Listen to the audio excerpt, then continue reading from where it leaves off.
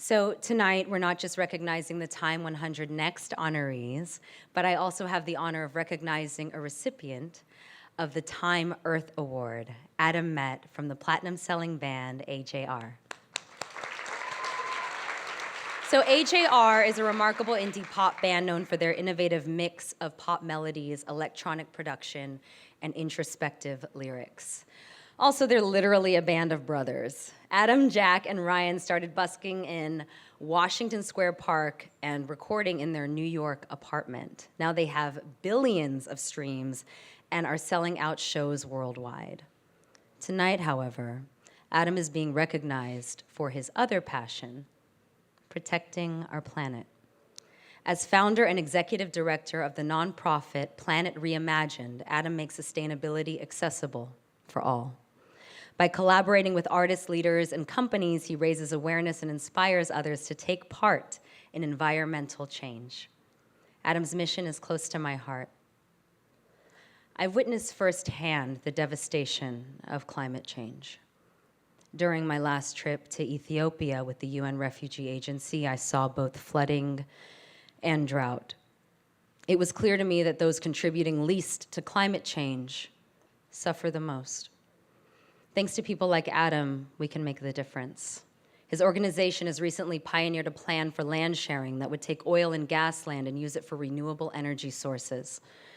This simple, yet radical idea needs the cooperation of Republicans and Democrats, fossil fuel companies, and renewable energy companies.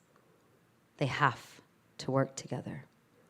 This is not an easy task, but it is a vital one. But Adam is using his access to get into the right rooms and talk to the right people. He is helping lead that charge.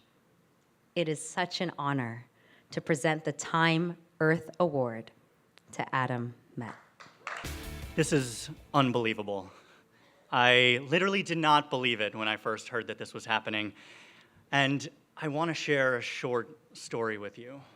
So, when I was graduating high school, my dad sat me down and asked me what I wanted to do with my life. I had absolutely no idea, but I knew that I really liked being creative. I knew that I really liked bringing people together, and I knew I really liked trying to solve really big problems. Last year, my dad passed away, and it made me think a lot about those three categories, those three things that I told him that I wanted to do. And honestly, working in climate has allowed me to do all three of those things. It brings people together in a really important way. It is so unbelievably creative, and it solves one of the biggest problems that our planet is facing. Now, Time knows this more than pretty much anybody else, but climate is everyone, climate is everything, and climate is everywhere. Tonight, as we're all sitting in this room, the southeast of the United States is experiencing the second of two incredibly devastating hurricanes. They are both climate issues. The food we are eating on our plate is climate. The energy that is powering the lights is climate. How we get from place to place is climate. Climate is everything. And we are only going to get to a livable future with big, creative solutions that bring people together. Now, I've been sitting in this room, and at my table, there are people from so many different walks of life. At every table, there are people who live in all of these different spaces. And that is so wildly inspiring to me, because as I work with both Republicans and Democrats, as I work across every state in the United States and across the world, it's about bringing people together from all different backgrounds, all different creative pursuits, all different professions, because the climate crisis is not going to be just solved by scientists.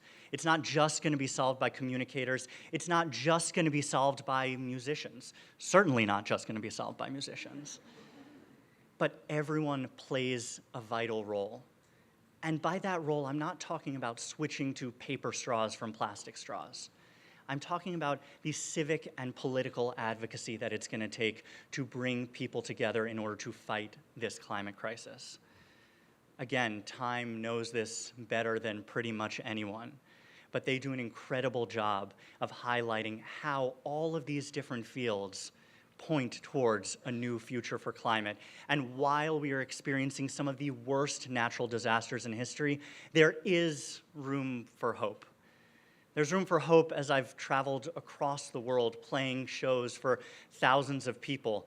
I see these activists in these communities that are standing up for the people who are experiencing the worst effects of climate change and that are the most disadvantaged and contribute the least to the climate crisis. I see hope in the artists that are building large-scale installations to try and spread awareness. And surprisingly, I see hope across the political spectrum. I see Republicans and Democrats starting to work together on creative climate solutions. And while this award I could not be more thankful for, I see myself and all of us as just getting started on this problem. This is not the end of something. This is just the beginning of something that I will hope we will all work together on. Thank you so much.